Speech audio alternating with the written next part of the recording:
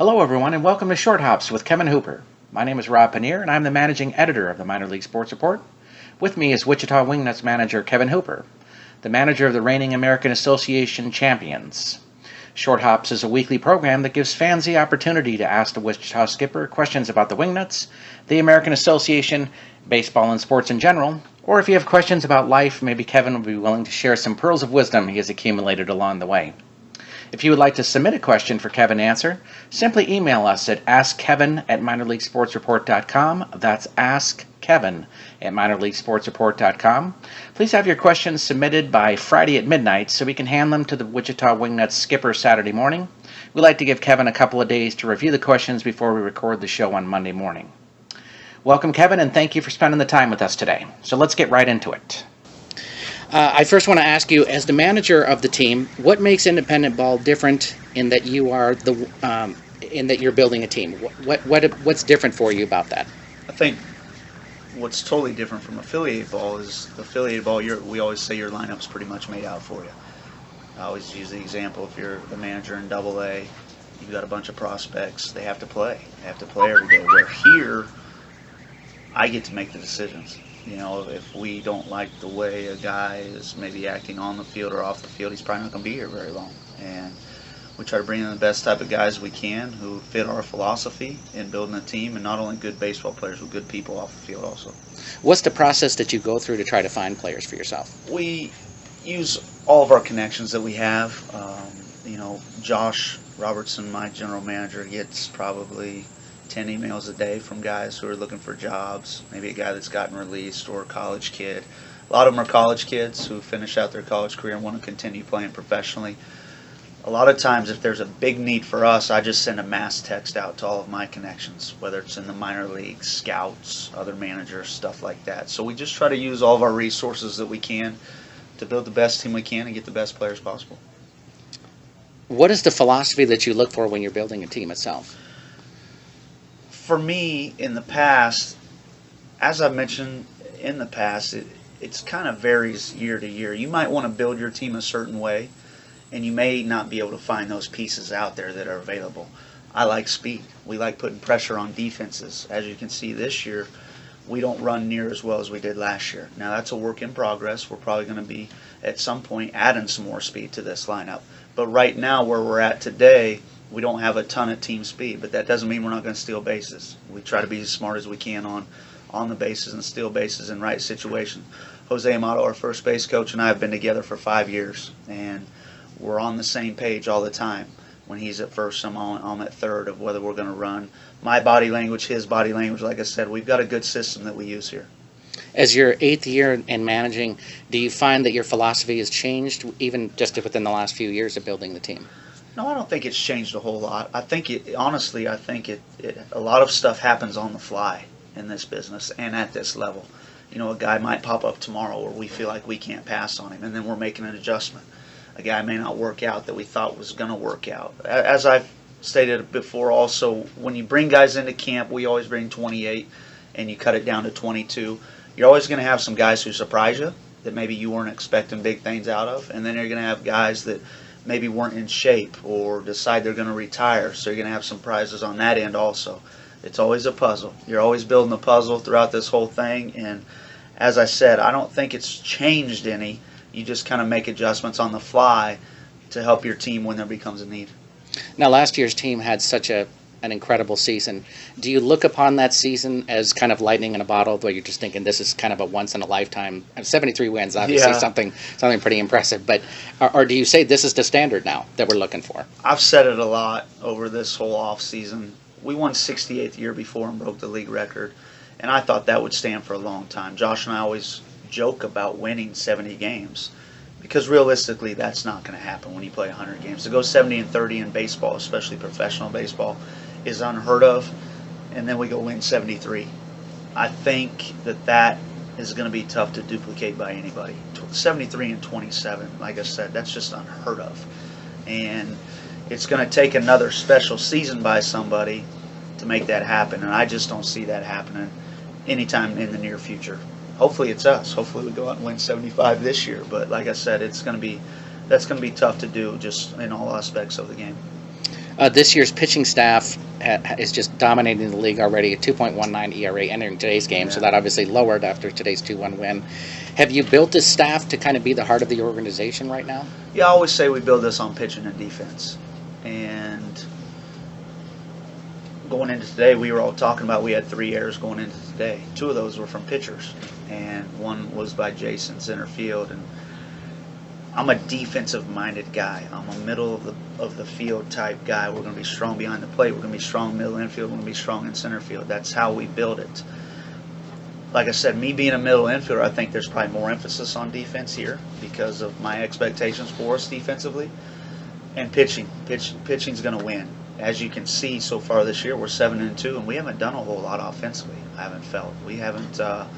We're not just going out there beating the baseball around every night. We scored 10 runs one game and then 6, I think we scored. Last night was a well-played game. We scored the 7 runs. We had a lot of quality at-bats throughout the night, but we haven't set the world on fire offensively this year. Our pitching has been carrying us, and when you can pitch, you have a chance to win every night. After taking 2 of 3 from Winnipeg by allowing just 1 run and holding Grand Prairie scoreless for 8 innings Friday night, basically 6 runs in the entire series that you allowed here. Is this a case of where you feel like the pitchers are just ahead of hitters, like they talk about coming out of spring training? A lot of times pitchers are ahead of hitters at that point. Do you feel like that's the case, or your pitching staff is just that good? I feel like we're that good. This is arguably the best pitching staff overall that we've built, with the starters combined with the bullpen. 2013, when we had Chris Smith, some of those big league guys, Junior Garrett, Capra was in that rotation. That's pretty tough to beat starting rotation-wise, but I love what we have out of our 5 starters. Charlie Lowell in your 4th spot, and Omar Bencomo, who could arguably 1 and 2 guys anywhere else in the league. But we have those first 3 lined up because they were here last year, and Capra, Brown, and Van Skyke, and they've started out tremendously also. But that bullpen's tough, as I'm sure you've seen throughout this last week. That if we can get the lead, we're going to give ourselves a really good chance to win a ball game. Is it harder to keep that pitching staff going as the kind of it warms up and the heat of the summer comes on them? Well, I think that Luke and I try to do the best we can to manage these guys. And, as you say, it gets hot here in the summertime. It gets really hot. And, guys got to take care of themselves. We got to stay hydrated. We got to make sure that we can, when I hand them the ball, that they're ready to go. And, but Luke asks them every day how they're feeling. It's either thumbs up, thumb to the side, or thumb down. And, so we take a lot of pride, and we're not going to ruin guys' careers here on the mound. You see a lot of guys will run these guys out for a lengthy period of time. If we get, Charlie threw 99 today. If we get close to 100, I think the 2 of us are on the same page. Well, we're not going a whole lot over that unless it's a special occasion, like it's a no-hitter type situation, then we're going to extend a guy. Well, I'm curious about that because Van Skyke had the no-hitter through 6, I believe, or it was into the 6th last night. So is that something you would have allowed him to continue, or would he have to tell you he wanted to go on, or how would you approach something like that? It works both ways. I'm always talking to him in between innings. Luke is too, seeing how they're feeling. It's just kind of Luke and I come together all the time and converse our pitchers and make a decision together. And I ask him, Foltz, and Jose's opinion all the time, and I do it for a reason. I want their opinion. Doesn't mean I'm going to go that way all the time. But Luke's our pitching coach. Luke knows these pitchers better than anybody. And I think that, like I said, we've continued to build something special. It's a lot of credit to Luke, year in and year out. I tell him it's Christmas for him. I just build it and send him these guys, and he gets to work with them and improve them the best way he can throughout the year. Excellent. Let's see. So you were counting on 2 guys in particular to be your 3-4 hitters this year. That didn't wind up working out for you. So how do you adjust to losing those kind of players for yourself? It was tough. Like you said, you've got a former big leaguer in Luis Montanez who's going to be your left fielder, who's going to hit third for you in the lineup, and he comes knocking on the door 5-6 days into camp and saying his wife was pregnant. He found out 2 weeks ago, but he wanted, in respect to us, show his face here, and I get it. We're the most family-oriented organization you're probably ever going to be around. It's all about family here, and that's what I want these guys to be, a family. Tell them once they put that uniform on, they're in our family now. But to lose a guy like him and to lose a Chris Garcia just wasn't ready to do what we wanted him to do on a daily basis shape-wise.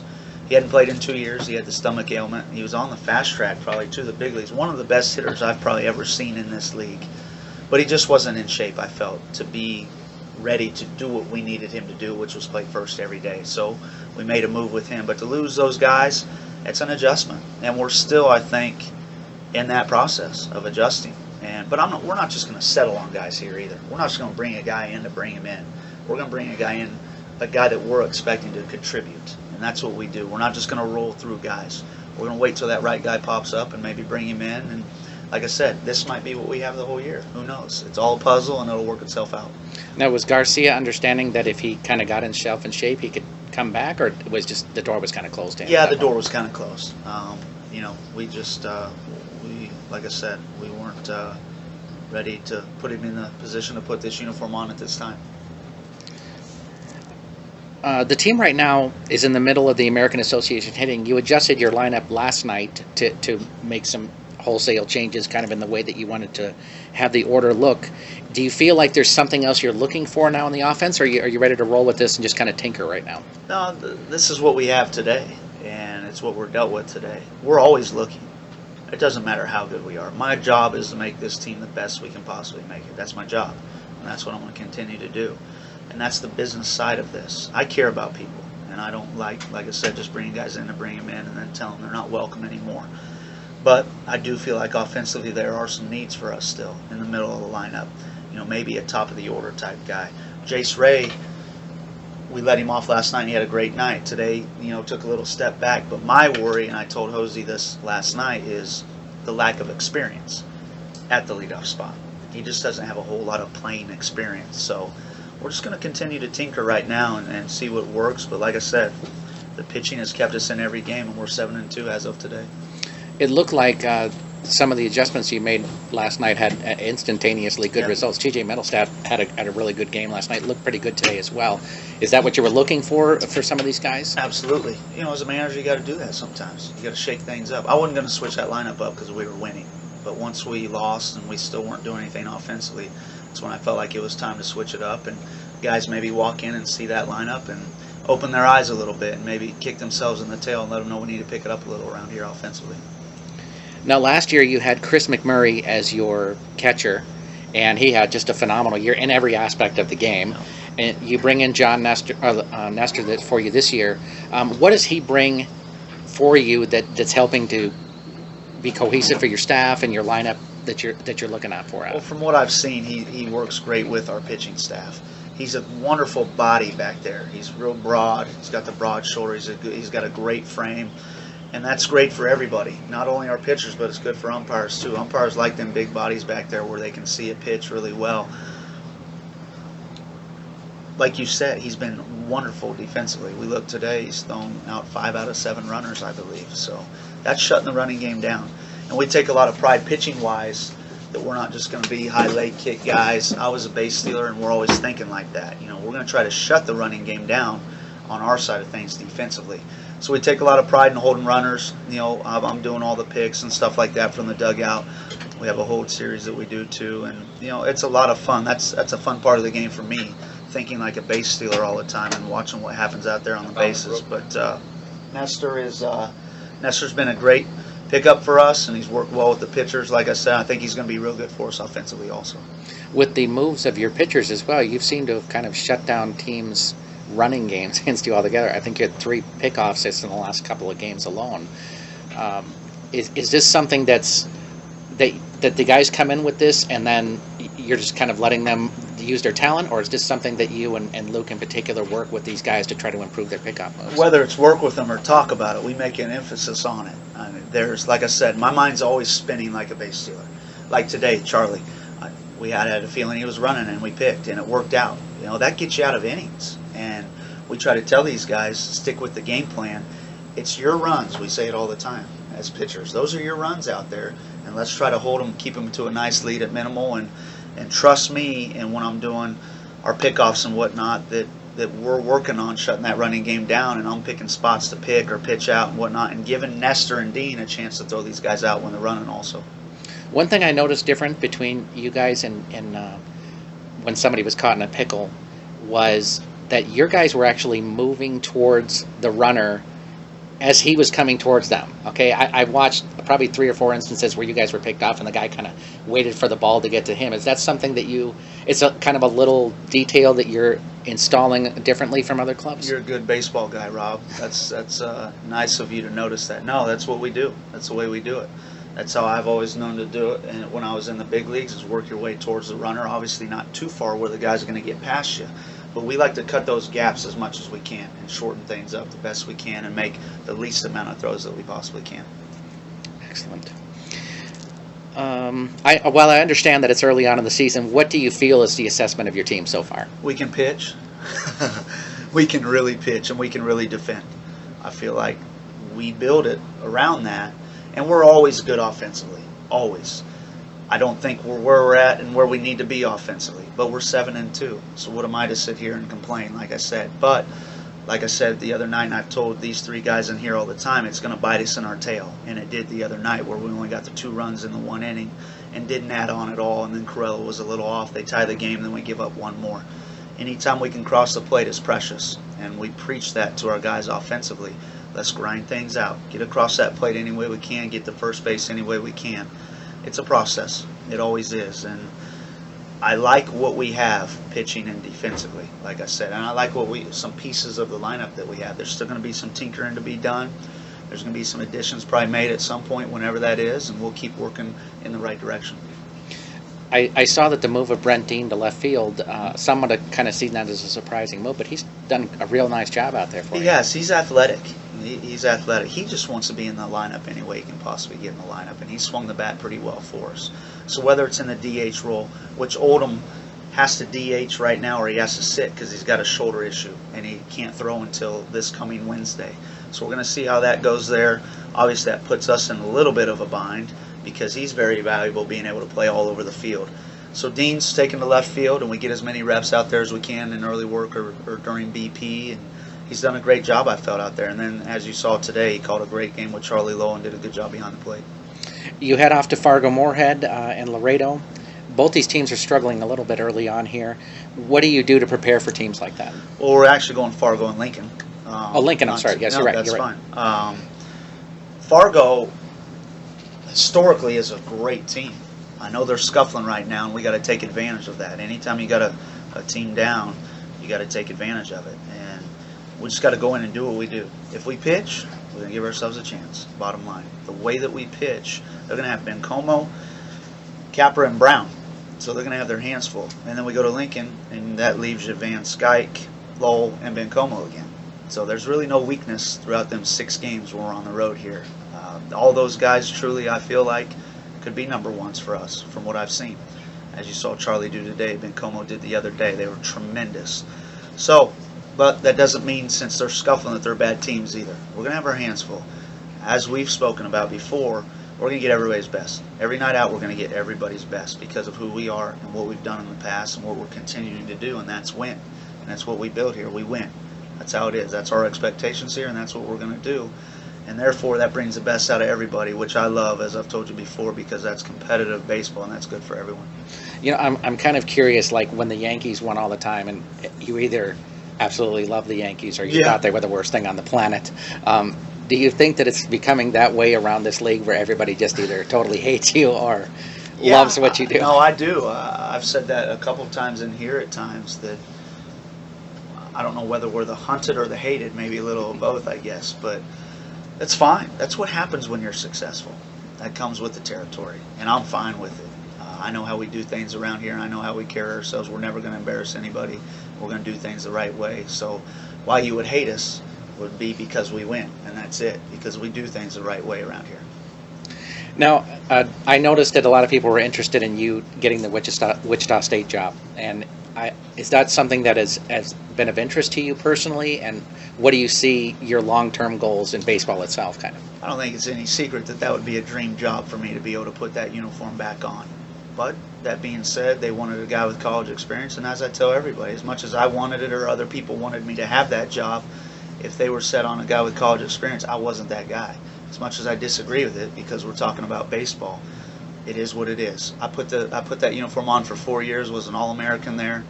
That situation gave me the opportunity to be sitting in this chair today. Gene Stevenson, Jim Thomas, and Brent Kimnitz. I wouldn't be here today without the three of those guys, and I owe a ton to them for developing me into the player I became.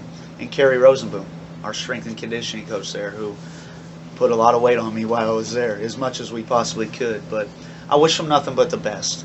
They've scuffled lately, and I know a lot of people are upset about that. And you know, it's a situation where that's a prideful team for many, many years. Gene Stevenson built that place, and you hope that they can get back on track, and I wish Coach Butler nothing but the best, and I hope he does get them back on track. I would think a lot of the things that you do as a manager here easily equate into the college game. Yeah, I would think so too. Like I said, we're talking about baseball. I would love to have that opportunity to have guys for 4 years and develop them throughout those 4 years. And my wife always says the impact I make on 23 to 33-year-olds, you can imagine the impact I make on an 18-year-old kid. And I love to teach. I love to work. I love to teach. I just love thinking the game and talking about the game any chance I get. It's what I do. It's my livelihood. It's all I know. It's what I've been around my whole life, and hopefully it's what I'm going to be around for a long time coming. But that would be a fun level. It's a level that intrigues me, but I'm going to enjoy every minute I've got here. This organization is wonderful. It's been nothing but wonderful to me and my family. It's a unique situation. Our whole staff lives in Wichita. So anytime we got to work a guy out in the off season, we all get to be part of it and see him and evaluate him. So unique situation, all local ownership also. So I can't thank the Wingnuts and the organization for taking care of me and trusting in me to build what we've built here. And we're going to try to build a dynasty while we're here. Well, thanks for your time, Kevin. We want to thank Kevin Hooper for taking the time with us here today.